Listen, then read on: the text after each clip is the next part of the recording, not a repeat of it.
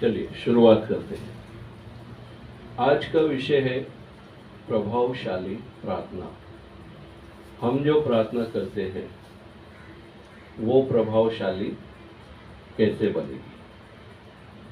तो प्रार्थना विश्वासियों का परमेश्वर के साथ बहुत गहरा प्रेम है। क्या है?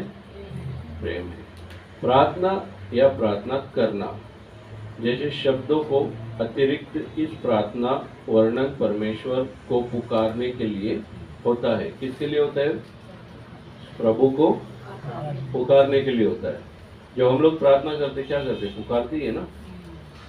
तो भजन संहिता 17 का 6 पढ़ो। भजन संहिता 17 के 6 में भजन गाने वाला किस प्रकार पुकार रहा है, हम उसके वचन के द्वारा सारी बातों को 17 का 6। हे ईश्वर, मैंने तुझसे प्रार्थना की है क्योंकि तू मुझे उत्तर देगा। क्योंकि तू मुझे उत्तर देगा। ये क्या है? ये पुकारना है। ये पुकारना कब होता है? जब हम परमेश्वर के निकट प्रार्थना में जाते हैं। और हमारा विश्वास कैसा होना चाहिए? इस वचन के अनुसार। बेटा जोर से पढ़ना जरा। हे ईश्वर, मैंने तुझसे प्रार्थना की है हाँ, क्योंकि तू मुझे उत्तर देगा। क्योंकि तू मुझे उत्तर देगा। उत्तर देगा, इसीलिए मैंने तुझसे प्रार्थना की ना। नहीं तो मैं तुझसे प्रार्थना करता? तो प्रार्थना ही करनी है उत्तर मांगने के लिए परमेश्वर से। और इसका 3 का 4 बेटा इसको दे देना। 3 का 4। हाँ, भजन संहिता 3 का 4, 3रा अध्याय 4था वचन।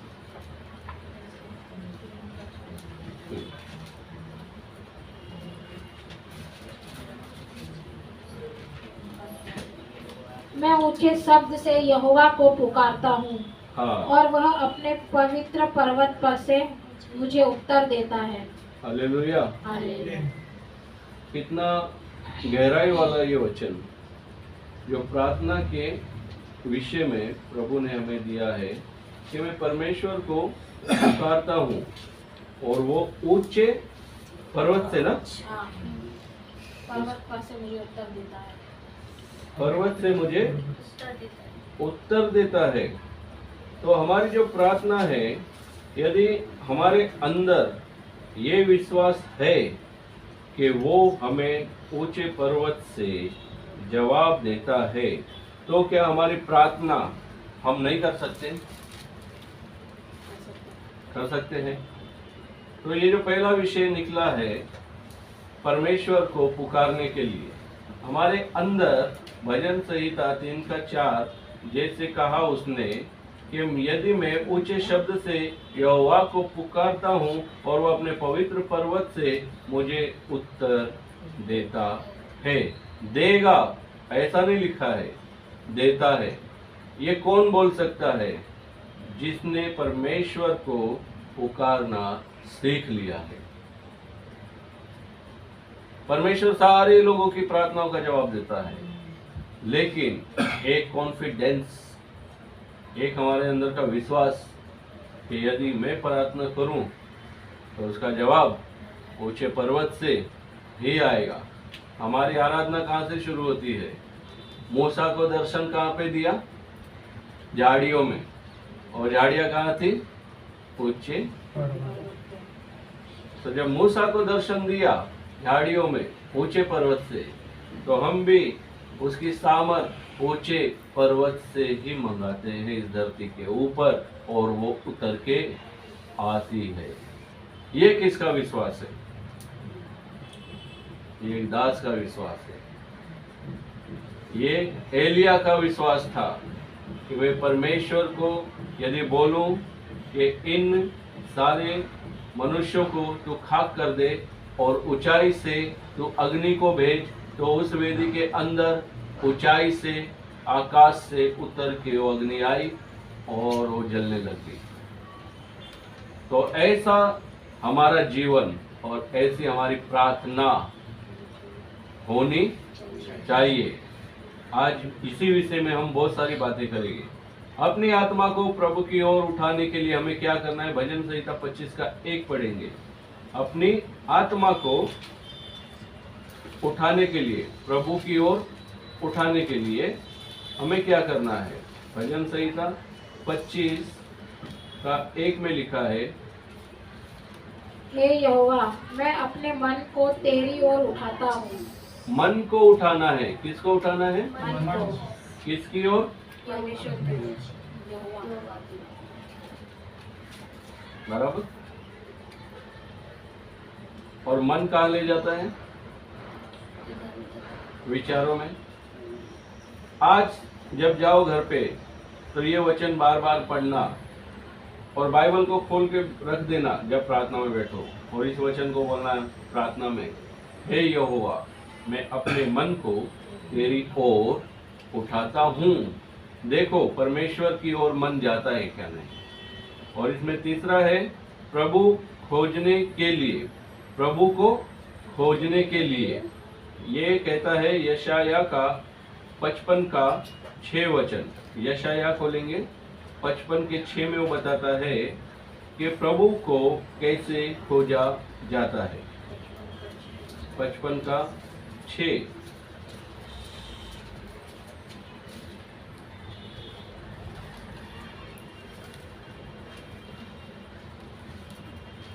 इसे मिला पढ़ो। जब तक यहोवा मिल सकता है तब तक उसकी खोज में रहो। हाँ, जब तक वह निकट है तब तक उसे पुकारो। तब तक उसे पुकारो। जब तक यहोवा मिल सकता है, पहली लाइन। दूसरा है, तब तक उसकी खोज में रहो। जब तक वह निकट है तब तक उसे पुकारो। जब हम प्रार्थना में बैठते हैं तो हमारे निकट अनेकों बातें आती हैं दिल दिमाग में। तो प्रभु का वचन बड़ा गहराई वाला वचन है। उसने कम शब्दों में एक बड़ी बात को इशारा दिया है। किस बात को? कि जब तक वह निकट है, जब हम परमेश्वर के निकट चले जाते हैं मन से, तब तक उसे पुकारते रहो, पुकारते रहो, पुकारते रहो, पुकारते रहो, और वो हमारे निकट खड़ा रहेगा। लेकिन उसके पहले जब तक यहोवा मिल सकता है उसकी खोज में रहो। यहोवा कब तक मिल सकता है? किसे पता है ये बात? यहोवा कब तक मिलेगा हमसे? जब तक ये दुनिया का होगा करेगा। जब तक दुनिया का अंत ना हो तब तक यहोवा मिलेगा। जब तक उसका आगमन नहीं होगा बादलों पे, तब तक यहोवा हमें मिलता रहेगा। यदि हम उसकी खोज में रहेंगे तो, अपना मन उठाएंगे उसकी ओर तो, हालेलुया। ऐसे ही नहीं मिलेगा वो, तो उससे खोज करना है। इसलिए प्रभु को खोजने के लिए यशाया ने कहा कि जब तक वो मिल सकता है उसको पुकारो। क्या करो? पुकारो। पुकारना है जब तक वो मिल सकता है। लेकिन यदि हम उसकी खोज में नहीं है तो हम क्या उसे पुकारते हैं? नहीं पुकारते हैं। इसीलिए पहले वचन में कहा कि अपने मन को उठा लो। किसकी ओर? यहोवा की ओर।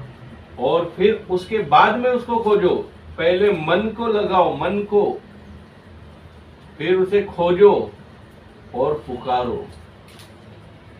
हालेलुया। तो ये प्रार्थना के सारांश है। और उसके बाद है चौथा मेरा, साहस के साथ सिंहासन के पास आने के लिए। अब हमने परमेश्वर को पुकारा, हम उसके खोजी भी बन गए। इब्रानियों का हम देखेंगे 10 का 22 वचन। 10 का 22।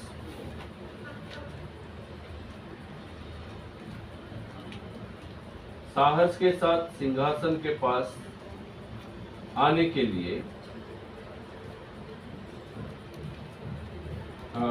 सॉरी 4 का 16 है। 4 का 16।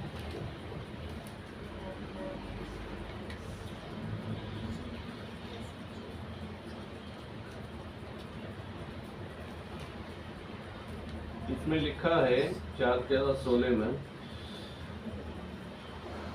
इसलिए आओ हम अनुग्रह के सिंहासन के निकट हियाव बांध कर चले कि हम पर दया हो और वह अनुग्रह पाए जो आवश्यकता के समय हमारी सहायता करे।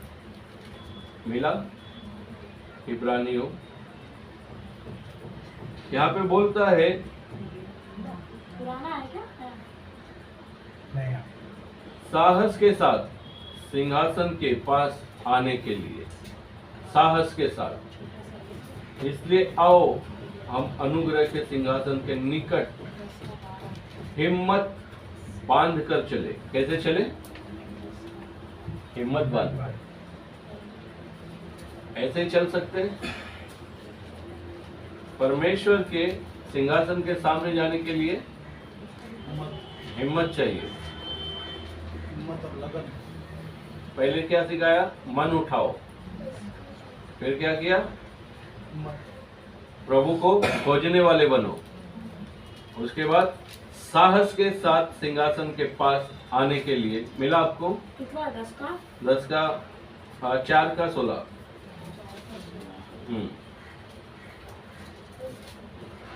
4 का 16। इसलिए आओ हम अनुग्रह के सिंहासन के निकट आओ बांध कर चले कि हम पर। पढ़ो ये बेटा, ये वचन पढ़ो आप जरा धीरे से पढ़ो। इसलिए आओ हम अनुग्रह के सिंहासन के निकट या बांध कर चले कि हम पर दया हो और वह अनुग्रह पाए जो आवश्यकता के समय हमारी सहायता करे। आवश्यकता के समय जब हमें जरूरत है, परमेश्वर मेरी तो सहायता कर, उस समय हम उससे सहायता पा सके। लेकिन उस सहायता पाने के लिए हमें क्या करना है? इसलिए आओ हम अनुग्रह के सिंहासन के निकट। किसके निकट? अनुग्रह के सिंहासन के निकट। जो हमारे ऊपर अनुग्रह परमेश्वर ने दिखाया है, जो किया है, उस सिंहासन के निकट हमें जाना पड़ेगा। क्या करना पड़ेगा? सिंहासन के निकट जाना पड़ेगा। उस वेदी के सामने हमें सर झुकाना ही पड़ेगा। वो भी कैसे? हियाव बांध कर, हिम्मत के साथ। किसके साथ? हिम्मत के साथ कि हम पर दया हो, दया हो कि और हम पर दया हो और वह अनुग्रह पाए जो आवश्यकता के समय हमारी सहायता करे। इसी में इब्रानी का 10 का 22 हम पढ़ेंगे, तो उसमें आगे ये बड़ी अच्छी बातें बताएगा। इब्रानी का 10 का 22 में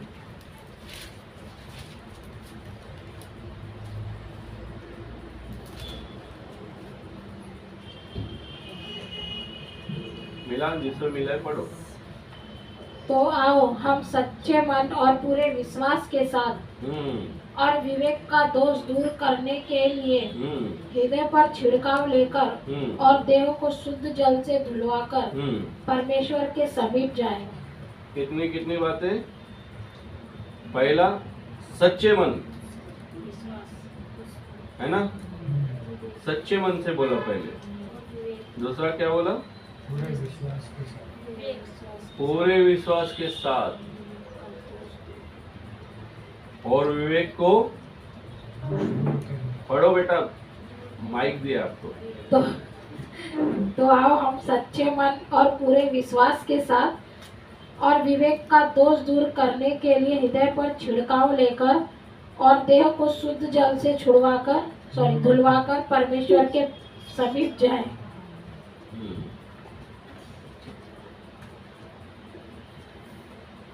देह को शुद्ध जल से।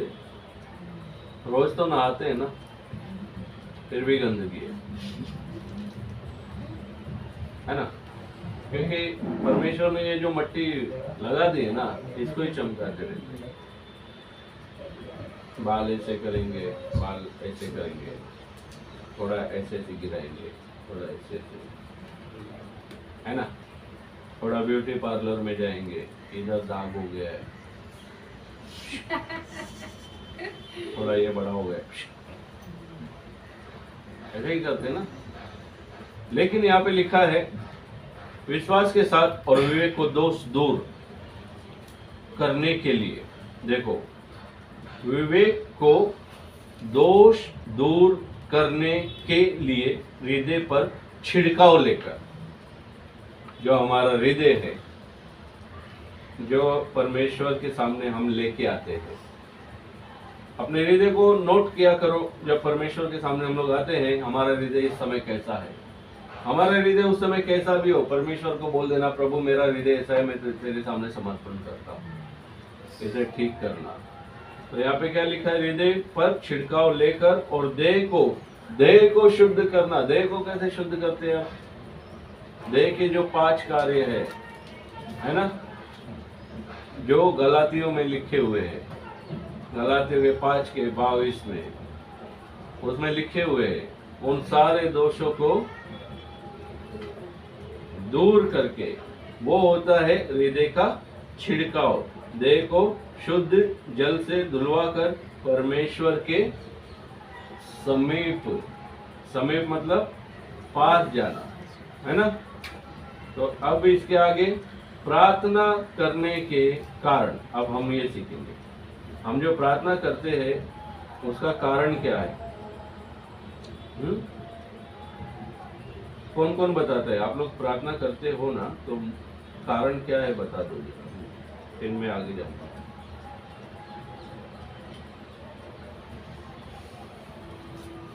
प्रार्थना करने के कारण समझ में ना आ रहा, प्रार्थना के कारण करते ही नहीं हो ना, कैसे आएगा समझ में? हाँ, करते हैं हम लोग भी करते हैं। क्या करते? प्रार्थना इस बात की बहुत सी चीजों के लिए करते हैं। बहुत सी, तो कारण हुआ ना, बहुत सी चीजों का नाम नहीं बताया, वही मैं पूछ रहा हूँ। अभी आया समझ में? इसमें लिखा है प्रार्थना करने के कारण। अपना अपना एक सबका प्रॉब्लम है ना, तो कारण है ना, वो वही मैं बोल रहा हूँ। हाँ, परमेश्वर विश्वासियों को प्रार्थना करने की आज्ञा देता है। क्या देता है?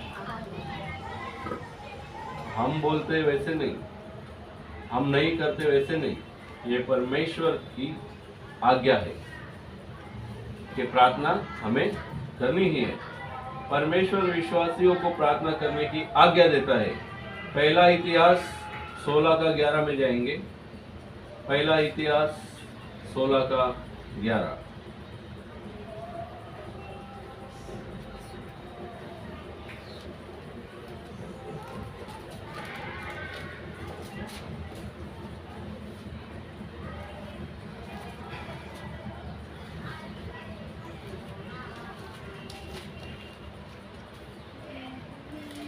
मिला? पढ़ो। यहोवा और उसकी सामर्थ्य की खोज करो, उसके दर्शन के लिए लगातार खोज करो। खोज करो, यहोवा और उसकी सामर्थ्य की खोज करो, ऐसा लिखा है। खोज करो, उसके दर्शन के लिए लगातार खोज करो। अब सामर्थ्य मिल गई, फिर भी खोजना है। सामर्थ्य मिल गई तो चुपचाप सो नहीं जाना है। इसीलिए मैंने क्या बोला कि परमेश्वर का पवित्र आत्मा वो बीज डाल के चला जाता है, उसे फलवंत करना वो हमारे हाथ में है। इसीलिए यहाँ पे लिखा है, यहोवा और उसकी सामर्थ्य की खोज करो, उसके दर्शन के लिए लगातार खोज करो। लगातार करना है, लगातार, क्योंकि सामर्थ्य जो है पहले हम उसकी खोज कर रहे थे, वो हमें मिल गई, लेकिन अब उसके दर्शन की हमें लगातार खोज करनी है। वचन ने पहले कहा, जब तक वो मिलता है उसके खोजी बने रहो। अब जाएंगे भजन संहिता 105 के 4 में वापस। भजन संहिता 105 और उसका 4था वचन।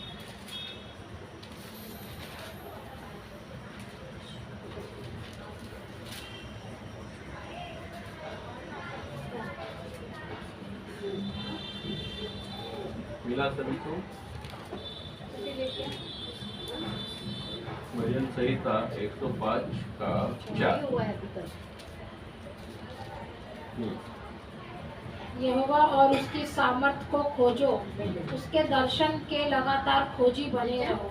फिर से वही बात कही है, यहोवा और उसकी सामर्थ को खोजो, उसके दर्शन को खोजो, उसके दर्शन के लगातार। ये लगातार क्यों बोला गया है? दर्शन एक बार हो गया, दर्शन सामर्थ हो गई, क्योंकि उसकी सामर्थ जो है केवल छोटी सी नहीं है, उसकी सामर्थ बहुतायत की है, उसकी सामर्थ बहुत बड़ी है। उसकी सामर्थ में 9 वरदान है, और उन 9 वरदानों में मुर्दे को जिंदा करना, अन्य भाषा बोलना, दूर देश में क्या घटना होने वाली है वो सारी बातों को जानना, कलीसिया के लिए भविष्यवाणियां करना, ये सारी बातें उसकी खोजी को मिलती है। यशायाह में जाएंगे 55:6।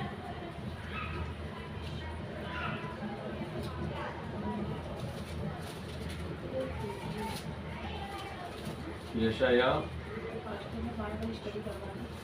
55:6।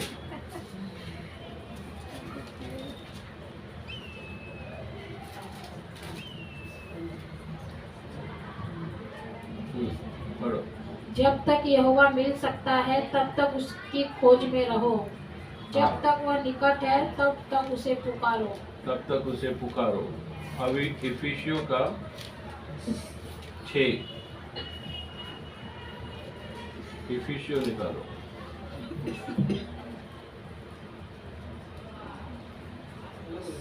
सत्रह का इफिसियों 17, 6 का 17। इसमें लिखा है, और उद्धार का टोप और आत्मा की तलवार जो परमेश्वर का वचन है ले लो। क्या करो? उद्धार का टोप और आत्मा की तलवार और परमेश्वर का वचन ले लो।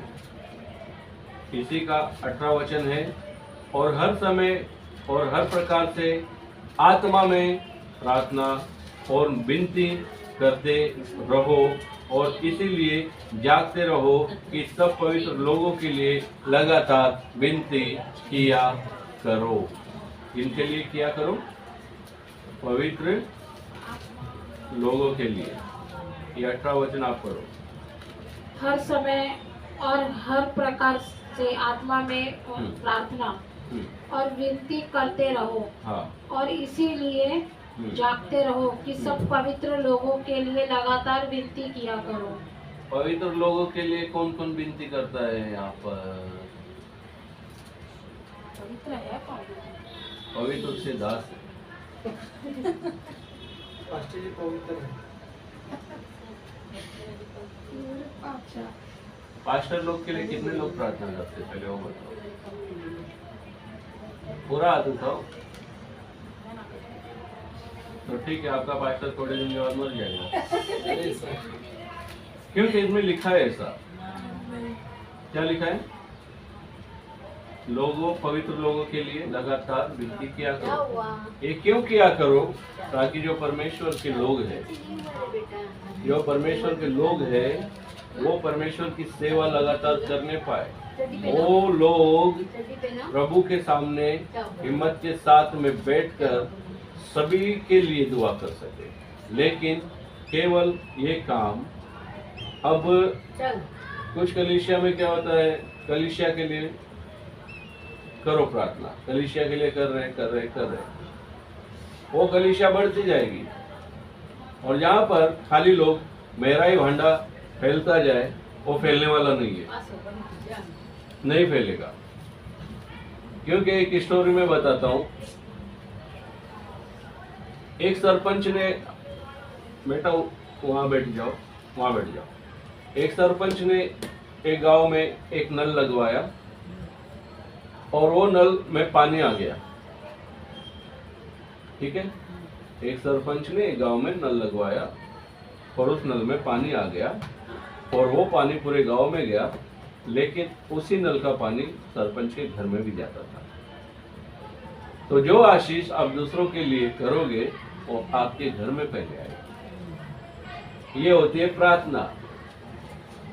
मेरा ही भला हो, मैं ही चंगाई पाऊं, नहीं मिलने वाली। ये प्रभु का दास बोलता है। नहीं, सबके लिए करती, पर तुम्हें ध्यान नहीं आते, अभी कर नहीं, तुम नहीं करते वो बात नहीं है, या नहीं करोगे वो भी बात नहीं है। जो सही शिक्षा है मैं उसके ऊपर चलाऊंगा।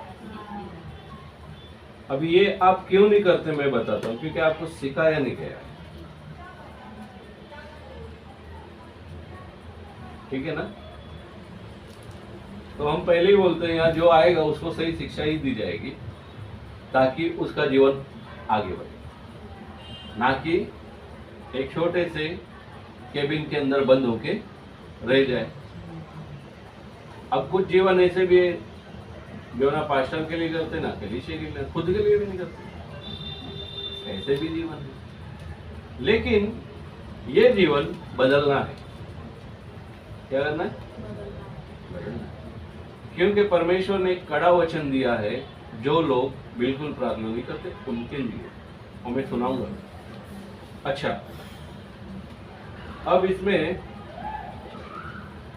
हमने 6 का 16-18 पढ़ा, कुलुस्सियों 4 का 2,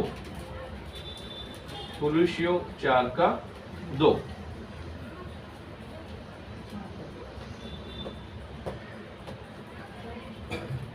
इसमें लिखा है, प्रार्थना में लगे रहो और धन्यवाद के साथ उसमें जागरूक रहो। प्रार्थना में लगे रहो और धन्यवाद के साथ उसमें जागरूक रहो।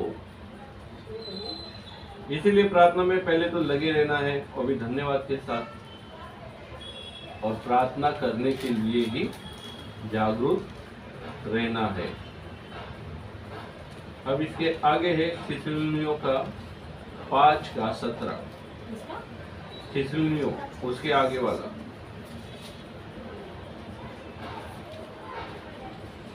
5 का 17 में प्रभु का वचन कहता है, निरंतर प्रार्थना में लगे रहो। निरंतर, हमेशा प्रार्थना में लगे ही रहना है। एक दिन किया बंद कर दिया, 2 दिन किया बंद कर दिया, ऐसे नहीं चलता। अब हम जाएंगे अगले टॉपिक पर। स्वयं प्रभु यीशु मसीह प्रार्थना करता था। कौन करता था?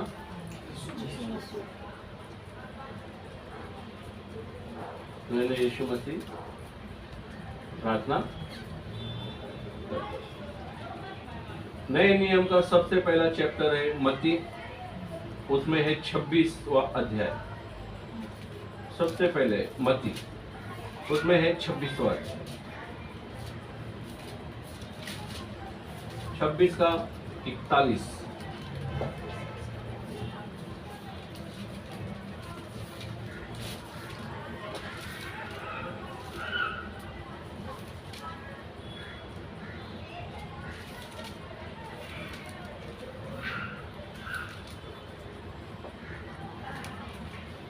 जागते रहो और प्रार्थना करते रहो कि तुम परीक्षा में ना पड़ो।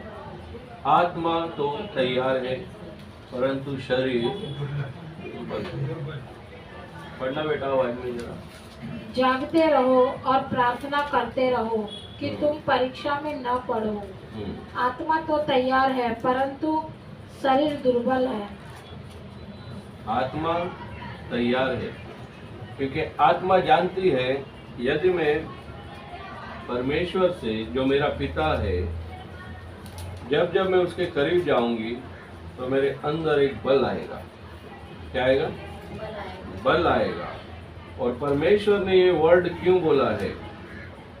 जागते रहो और प्रार्थना करते रहो कि तुम परीक्षा में ना पड़ो।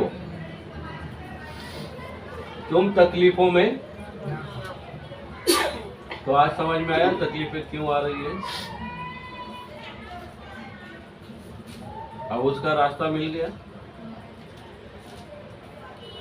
तो आज का ये जो विषय है, बस 6:30 बजे तक और चलेगा ये, उसके बाद में मैं बंद करूँगा। 1 घंटे और चलेगा। अभी 5:30 बजे है तो 6:30 बजे तक चलेगा, ठीक है ना? हाँ, तो यहाँ पे स्वयं परमेश्वर, ये पता है ये कब का वचन है? जागते रहो और प्रार्थना करते रहो कि तुम परीक्षा में ना पड़ो। आत्मा तो तैयार है परंतु शरीर दुर्बल है। जब समौन और पतरस को प्रभु यीशु मसीह पकड़वाने की रात उन दोनों को साथ में लेके गया तो प्रभु ने कहा तुम यहाँ पे बैठ के प्रार्थना करो और मैं वहाँ पे जाता हूँ। लेकिन आगे लिखा है फिर उसने दूसरी बार जाकर ये प्रार्थना की, हे मेरे पिता, यदि ये मेरे पिए बिना नहीं हट सकता, तेरी इच्छा पूरी हो। परमेश्वर ने उन लोगों को देखा कि ये लोग सोए पड़े थे। कौन? समौन और पतरस। तो प्रभु ने जब वापस से आके देखा तो ये सोए थे, तो प्रभु ने वापस से उनके साथ में प्रभु ने जाके वापस प्रार्थना की। तब उसने आकर उन्हें फिर सोते पाया। देखो दोबारा भी आया, दोबारा आया, फिर सोते पाया क्योंकि उनकी आंखें नींद से भरी थी। और उन्हें छोड़कर फिर चला गया और वही बात फिर कहकर तीसरी बार प्रार्थना की। यदि ये समौन और पतरस उस समय प्रार्थना करते शायद घड़ी बदल जाती। लेकिन प्रभु ने क्या बोला कि तुम परीक्षा में ना पड़ो, इसीलिए प्रार्थना करो और जागते रहो। यही बात प्रभु ने 3 बार कही। लेकिन चौथी बार प्रभु ने क्या कहा? तब उसने चेलों के पास आकर उनसे कहा अब सोते रहो। क्या करो? तो प्रभु हम सबको वो बोलता है परीक्षा में पढ़ना है तो सोते रहो, कंबल डाल के सोते रहो, एसी लगाओ, कंबल डालो आराम से। प्रभु ने भी यही कह दिया उन लोगों को। तब उसने चेलों के पास आकर उनसे कहा अब सोते रहो और विश्राम करो। क्या करो? विश्राम करो। देखो घड़ी आ पहुंची और मनुष्य का पुत्र पापियों के हाथ पकड़वाया जाता। अब ये पकड़वाया गया। इन लोगों ने प्रार्थना की नहीं। प्रभु 2 बार 3 बार आके बोल के चला गया। तो उसके बाद में लूका में हम 18 अध्याय में जाएंगे। 18 अध्याय का पहला वचन से बोलता है फिर उसने इस विषय में कि नित्य प्रार्थना करना और हियाव ना छोड़ना चाहिए कि उनसे यह दृष्टांत कहा। क्या कहा? फिर उसने इस के विषय में कि नित्य प्रार्थना करना। क्या करना? नित्य, हमेशा प्रार्थना करना और हिम्मत, हियाव का मतलब हिम्मत ना छोड़ना चाहिए, उनसे ये दृष्टांत में कहा। उसके बाद में दूसरा वचन बोलता है कि किसी नगर में एक न्यायी रहता था। आप पढ़ना बेटा जरा, 7वीं तक पढ़ना है। लूका का 18 का पहला, दूसरा, तीसरा, चौथा, 5वां, 6वां, 7वां। फिर उसने इसके विषय में कि नित्य प्रार्थना करना और हियाव न छोड़ना चाहिए, उनसे यह दृष्टांत कहा। किसी नगर में एक न्यायी रहता था जो न परमेश्वर से डरता था और न किसी मनुष्य की परवाह करता था। उसी नगर में एक विधवा भी रहती थी जो उसके पास आकर कहा करती थी मेरा न्याय चुकाकर मुझे मुर्दे से बचा। कुछ समय तक वह न माना, परंतु अंत में मन में विचार कर कहा यद्यपि मैं न परमेश्वर से डरता और न मनुष्य की कुछ परवाह करता हूँ, तो भी यह विधवा मुझे सताती रहती है, इसलिए मैं उसका न्याय चुकाऊंगा। कहीं ऐसा न हो कि घड़ी घड़ी आकर अंत को मेरी नाक में दम करे।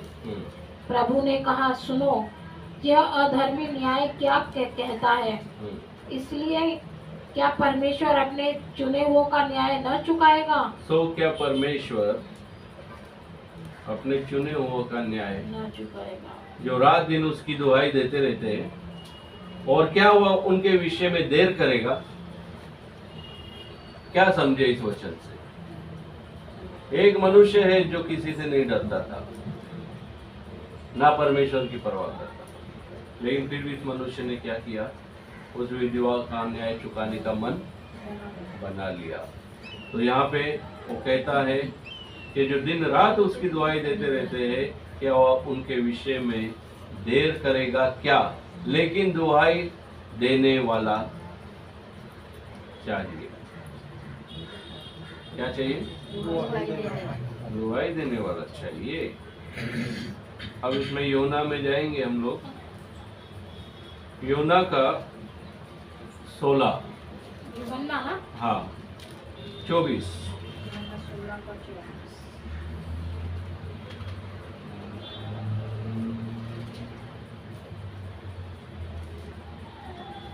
अब तक तुमने मेरे नाम से कुछ नहीं मांगा। हाँ, मांगो तो पाओगे, ताकि तुम्हारा आनंद पूरा हो जाए। ताकि तुम्हारा आनंद पूरा हो जाए। आनंद पूरा क्यों नहीं हो रहा? अब आ रहा है समझ में? आ रहा है? मांग नहीं। बहुत सारी बातें उसमें से निकल के हम यहाँ तक आए। आनंद पूरा क्यों नहीं हो रहा है? ठीक है, परमेश्वर क्या चाहता है हमसे? प्रार्थना। परमेश्वर हमारी सहभागिता चाहता है, मतलब वो हमारा साथ चाहता है। प्रार्थना के द्वारा अपना संबंध बनाए रखे, वो ये चाहता है। अब मैं आखिरी पॉइंट सुनाता हूँ। मनुष्य जाति के उद्धार की अपनी योजना के लिए परमेश्वर ने विश्वासियों का अभिषेक किया है कि वे छुटकारे की प्रक्रिया में उसके सहकर्मी हो।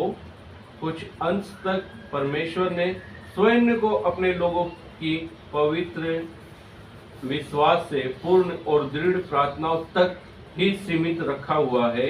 ऐसे बहुत कुछ है जो विश्वासियों की मध्यस्थता की प्रार्थना के बिना प्राप्त नहीं किया जा सकता। क्या समझे? मध्यस्थता की प्रार्थना के बिना प्राप्त नहीं किया जा सकता।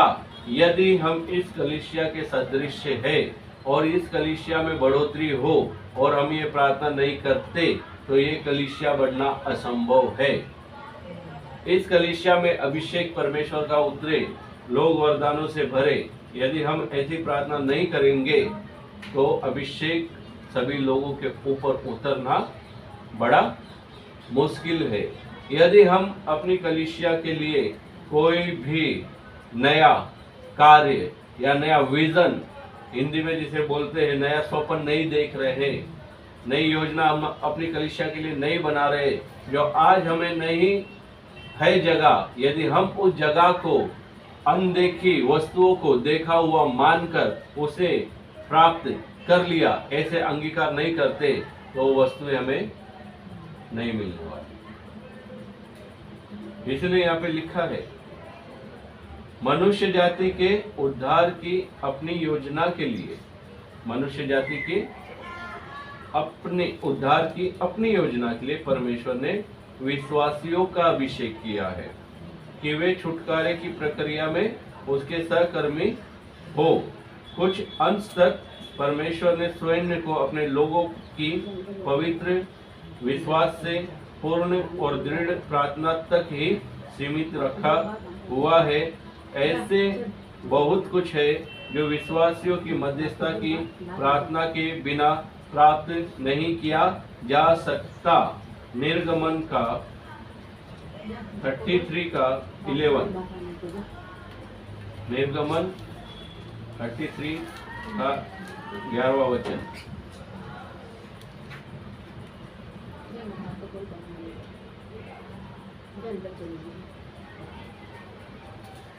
निर्गमन 33:11 इसमें लिखा है, हाँ, और यहोवा मूसा से इस प्रकार आमने सामने बातें करता था कि जिस प्रकार कोई अपने भाई से बातें करे। कौन करता था? यहोवा मूसा से। इस प्रकार आमने सामने बातें करता था कि जिस प्रकार कोई अपने भाई से बातें करे। और मूसा तो छावनी में फिर आता था। फिर यहोशू नाम का एक जवान जो नून का पुत्र और मूसा का टहलुआ था, वह तंबू में से निकलता था। क्या करता था? तंबू में से निकलता था वो। और उसके बाद में है ये वचन के बाद, परमेश्वर इच्छा रखता है सुसमाचार की खेती में मजदूर को भेजे। मसीह ने सिखाया है कि परमेश्वर का पूर्ण उद्देश्य उसके लोगों की प्रार्थना द्वारा प्राप्त किया जा सकता है। इसलिए उसके खेत के स्वामी मत्ती में जाएंगे। मत्ती में 9 का 38। हाँ, मत्ती 9:38।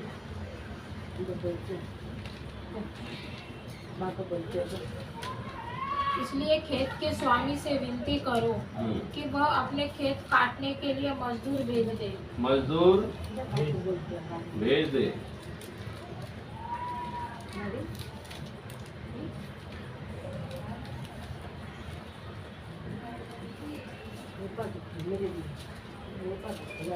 इसलिए खेत के स्वामी से विनती करो। ये कौन सा खेत है जिसके लिए विनती करनी है? कौन सा खेत के बारे में परमेश्वर बोल रहा है? इसीलिए विनती करो कि वो अपने खेत काटने के लिए मजदूर भेज दे। वो अपने लोगों को भेजे सुसमाचार सुनाने। लेकिन ये कब होगा? जब हम लोग ऐसे विषयों में प्रभु से प्रार्थना करते रहेंगे, करते रहेंगे, करते रहेंगे। और जब हम लोग उसकी खेत में काम करना शुरू करेंगे, तब वो मजदूरों को खड़ा करेगा। अब क्यों नहीं वो खड़े हो रहे? देखो, उसने भी सही समय पे टाटा बाय बाय किया। उसे पता चल गया, वचन खत्म हो गया पूरा।